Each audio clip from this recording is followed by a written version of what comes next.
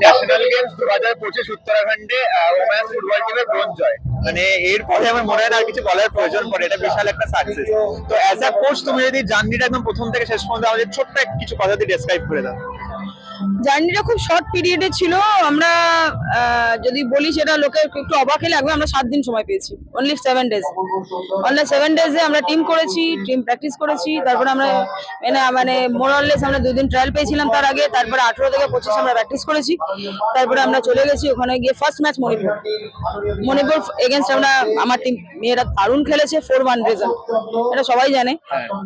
তারপরে দিল্লি, তারপরে উত্তরাখণ্ড, গ্রুপ লিগে আমরা শীর্ষে ছিলাম, কিন্তু তারপর হরিয়ানার সঙ্গে আমরা সেমিফাইনালে হারি, বিকজ ফার্স্টেই আমার গোলকিপার ইনজুরি হয়।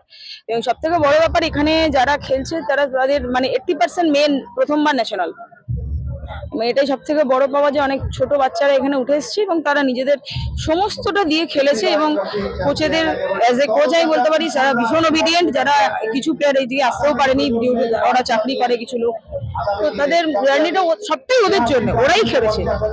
ন্যাশনাল গেমস অ্যাকোমোডেশন বা উত্তরাখণ্ডে কেমন কি ব্যবস্থা ছিল, কোনো রকম অসুবিধা হয়েছে? ন্যাশনাল গেমস উত্তরাখণ্ড সরকার যা করেছে সেটা মানে ভাষায় প্রকাশ করা যাবে না। সমস্ত ইভেন্টে এত সুন্দর স্টেডিয়াম, ন্যাচারাল গাছের স্টেডিয়াম, শুধু ফুটবলে আমি মানে আমার মাঠ বলছি যেটা মেন ভেন্যু ছিল, এবং তার পাশাপাশি যারা থাকা খাওয়া যাতায়াত, ইভেন আমি বিভিন্ন আরো আদার স্পোর্টসের ইভেন্ট শুনেছি, যারা সুইমিং বা খোখো, মানে অসাধারণ মানে ওরা তৈরি করেছে এই 1 বছরের মধ্যে, যেটা মানে ভাবাই যায় না, আমরা চিন্তাই করতে পারি না যে এত তাড়াতাড়ি এত কম সময়ের মধ্যে উত্তরাখণ্ড সরকার এত সুন্দর তৈরি করেছে।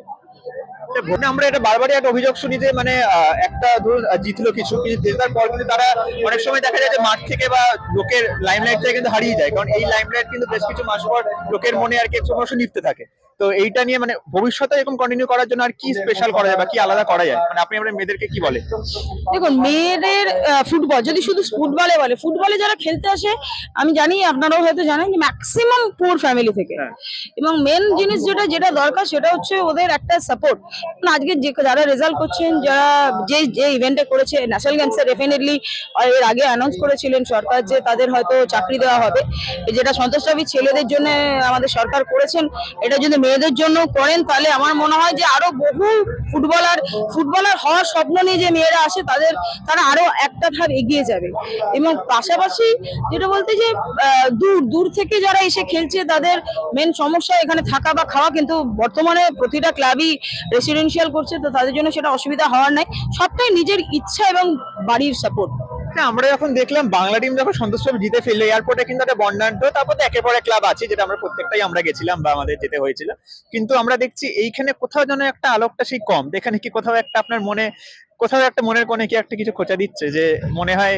দেখুন, একটা খুব সত্যি কথা, চ্যাম্পিয়ন ইজ চ্যাম্পিয়ন, এটা আপনাকে মানতেই হবে। পুরো বাংলা ওদের দিকে তাকিয়েছিল, ডেফিনেটলি আমাদের দিকেও তাকিয়েছিল, উই আর সরি আমরা সেটা হয়তো করতে পারিনি, বাট আমরা যতটা করতে পেরেছি আমরা চেষ্টা করেছি।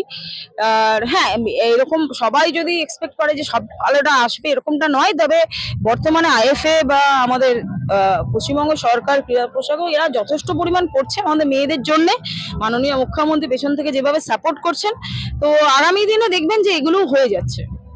পরবর্তীকালে আমরা চ্যাম্পিয়ন দেখতে পাচ্ছি এবার।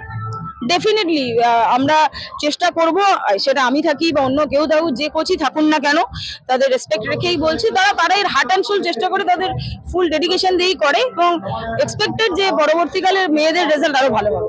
ধন্যবাদ।